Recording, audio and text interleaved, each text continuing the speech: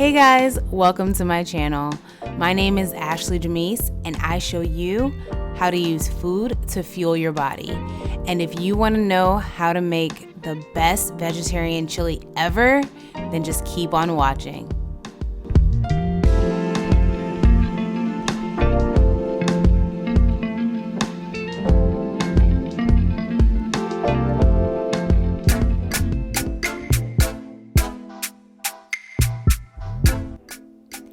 So here we have most of the ingredients that I use to make this veggie chili. The only things that I was missing from these clips are 2 medium-sized carrots as well as 2 cups of veggie broth. But don't worry, just in case you aren't able to catch all the ingredients that I have listed here, I've also listed everything in the description box, so don't worry.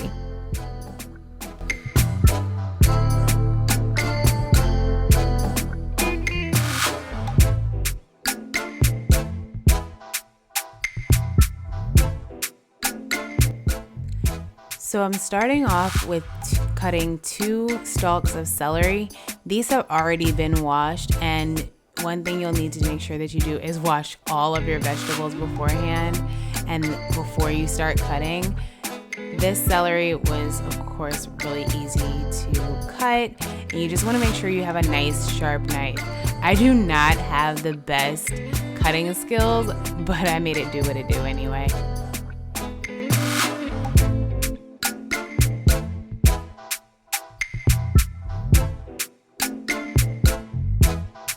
So to cut up this red pepper, we're gonna cut off each end of the red pepper and then slice down the sides and then cut along that white rind. This just makes it so much easier to get all the pieces loose from the red pepper that you will not be eating. And you really wanna be careful here not to cut yourself with the knife. Of course, knives are very sharp, but also as you're kind of maneuvering around the pepper, you want to make sure your fingers don't get caught in anything.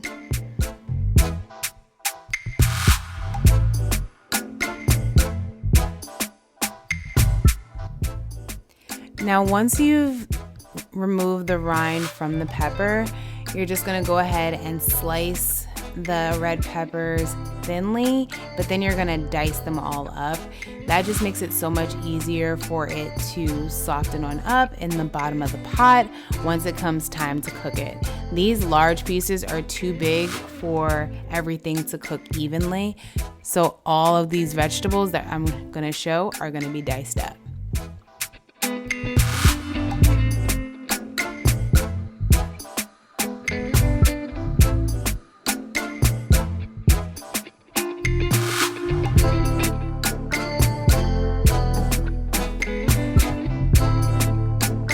So after cutting up all of the celery, I then use the back of the knife to loosen up the skin so that I can peel the garlic. There are 4 cloves of garlic in the recipe, and it went by so fast by using the back of the knife.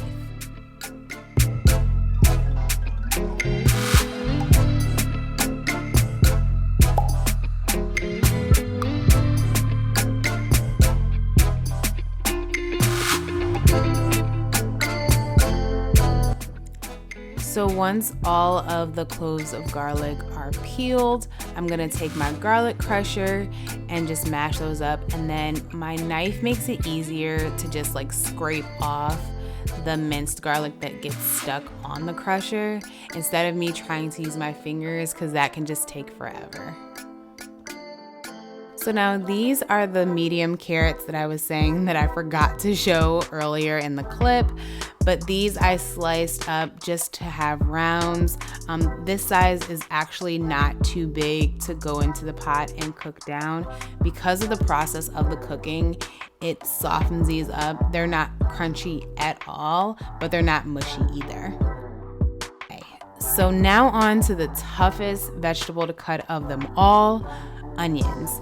I have to admit, I definitely had to take breaks while I was cutting this onion up.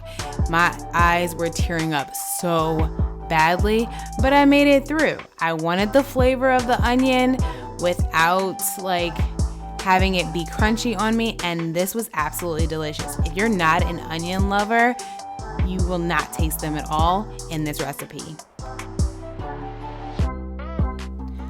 So now that all the veggies are all cut up, it's time to put it all together. We're starting with 2 tablespoons of olive oil, and then we're gonna go ahead and add the celery, along with the red peppers that have been diced, the cut up carrots, and those diced red onions.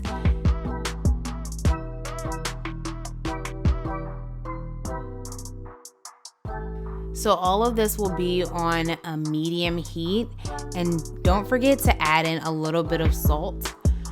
This really helps to break down those vegetables too as they're cooking. And so this is gonna cook for about 7 to 10 minutes, just until all the vegetables have softened, those onions will become translucent, and that celery will become really, really soft too, but nothing will be mushy right now.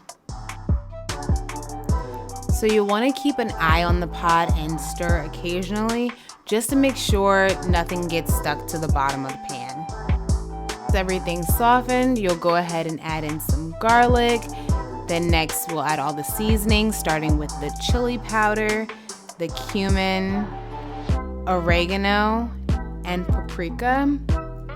And you'll just go ahead and mix all of those together and let them cook for just about a minute before adding in the rest of those ingredients. So now once all of those seasonings have been added and they're all nice and flavorful, we're gonna go ahead and add those diced tomatoes, kidney beans, black beans, and vegetable stock. And then you're just gonna give everything a good mix.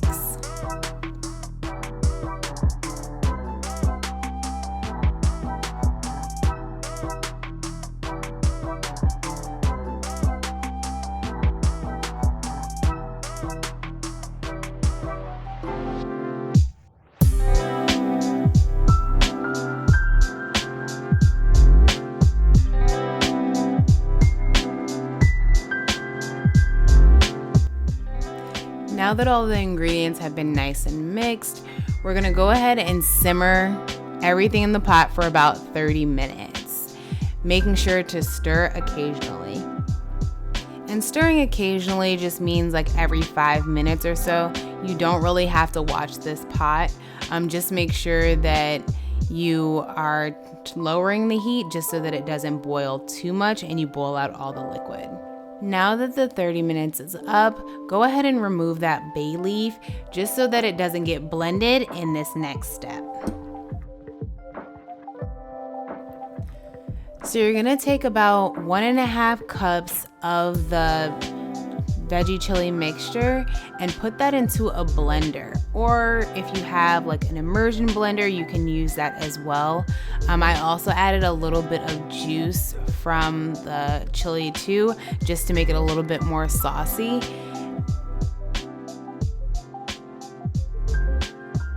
So the purpose of this step is to make the chili more of a thicker consistency, like it would if it was meat inside of the chili. And so you're just gonna pour that puree right back into that same pot and stir that all together. So now that everything is all mixed together, the last step that you'll do is just add a little bit of salt just to make sure all those flavors are just melding together, and just give it a nice stir and you're all done. So on this day I was cooking for 2, so you'll see me put the veggie chili into 2 separate bowls. I'll show you how it looks exactly right out of the pot, but then I'll also show you the little toppings that I put on it just to give it that extra flavor.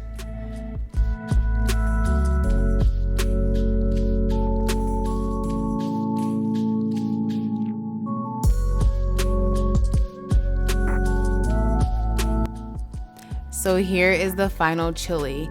It is so good. So filling. Those beans, the kidney beans, the black beans just make it so good. It has so much protein in this dish right here. And then you have all of those vegetables too. It's just so healthy for you. And I like to add toppings to my chili. So for me, what makes it really done is when I have some cheese, sour cream, and a fresh avocado. So with all of this leftover chili, you're just gonna go ahead and put that into a refrigerator safe container. I like to store this in glass containers, but you can use whatever you like. And if you enjoyed this video, don't forget to like, comment, and subscribe. And let me know in the comments if you tried this recipe and how you liked it. And I'll see you in the next video. Bye, guys.